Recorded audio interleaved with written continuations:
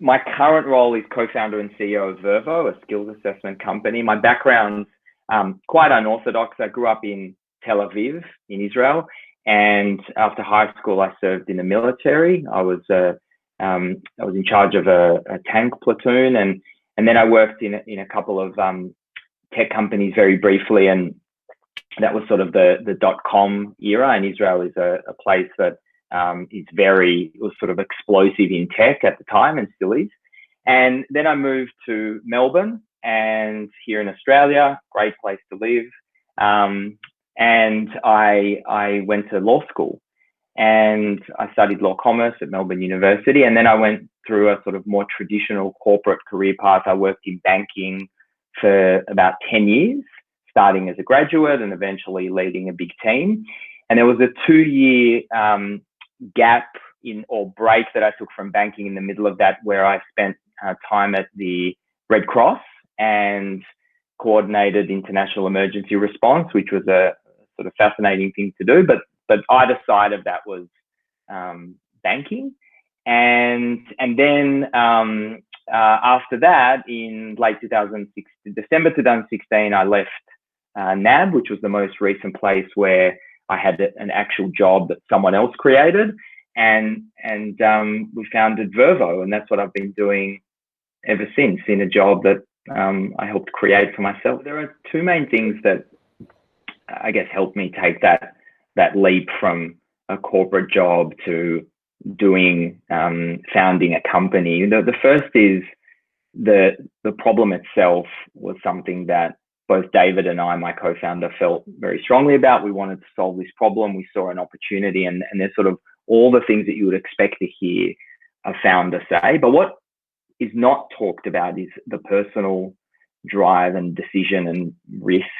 And I think I was ready, and more than ready, I really had a burning desire to create my own job, to build a company, to lead a company, to not continue to sort of work in this corporate world anymore. And I think it takes both those things. It's not enough to just have an idea and want to solve a problem. You can solve a lot of problems at Microsoft or at Salesforce or at a bank. There are lots of problems to solve. So I think it's those two things together.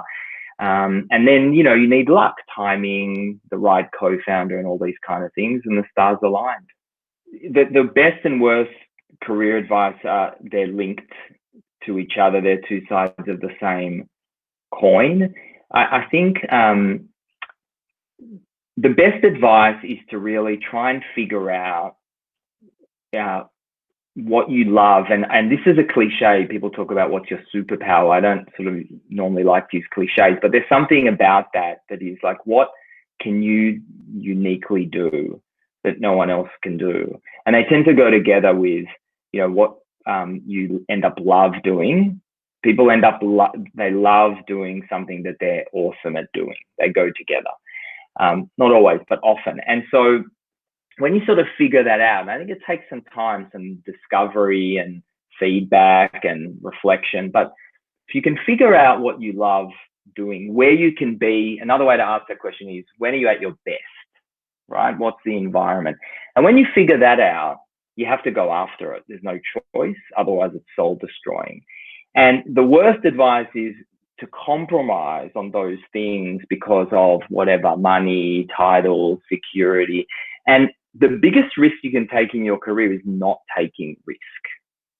And so I think anytime someone said to me or given me an excuse not to go after something that I felt passionately about, that's the worst advice. Now, the best advice I got was actually when I was a graduate in banking. Someone said something to me that I didn't fully appreciate at the time, but I think about a lot today. He said, they can take your job away, but they can't take your skills away.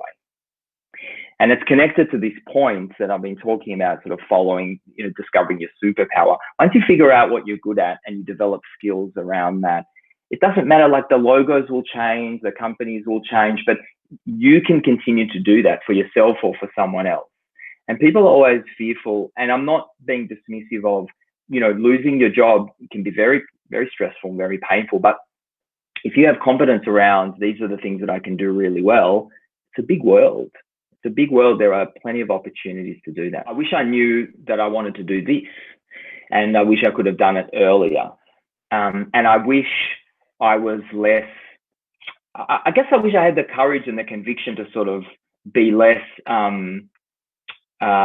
inhibited by, financial security and all these kind of things that I was focused on early on. And by the way, there were some huge benefits. I mean, some of the closest friends I have today and people who ended up being investors in our company, I met them in this more traditional career path that I didn't really enjoy.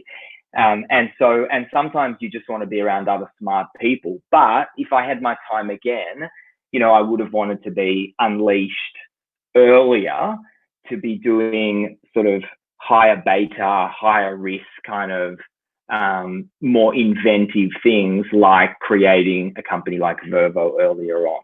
I think there were times where I was focused on where I didn't fully adhere to that principle of they can take your skill, they can take your job, but never take your skills. And as a result, I was focused on like, get this bonus, get this promotion, rather than actually learn this thing. And getting caught up in a competitive environment and losing sight sometimes of, well, actually none of this matters. And what matters is, what am I going to learn from this? And I think that's just sometimes a commercial reality. But there were times where I think, wow, I didn't think this was important at the time, but now I wish I paid more attention to X, because it would have helped me. And, that's part of probably being young and ambitious. I don't sort of look in the mirror and think I'm successful and I should reflect on that. I kind of think, wow, there's like so much more I need to do and so little time to do it. But I think maybe I can answer that question differently. Instead of thinking what's the key to success, I think about like what needs to be true for me to be at my best and get the best out of myself. And I think, and this is going to sound crazy because I'm really bad at this, but sometimes stepping away, whether it's just in the day, taking an hour to like walk the dog and not think about work, put the phone away, or whether it's taking a week. I went hiking, in Utah for a couple of years ago for 9 days with no technology whatsoever, completely. I came back like a whole new person. And sometimes that makes me better. So trying to do less, not trying to do everything, but actually stepping away, letting the batteries recharge, and then making better decisions. My job is to make decisions today, even though I do a lot of activities, they're less impactful. What's more impactful in the company is for me to make the right decisions about how to allocate capital or people or the direction of the company. And when you're burnt out, you don't tend to make good decisions. So I think that's one of the most important things.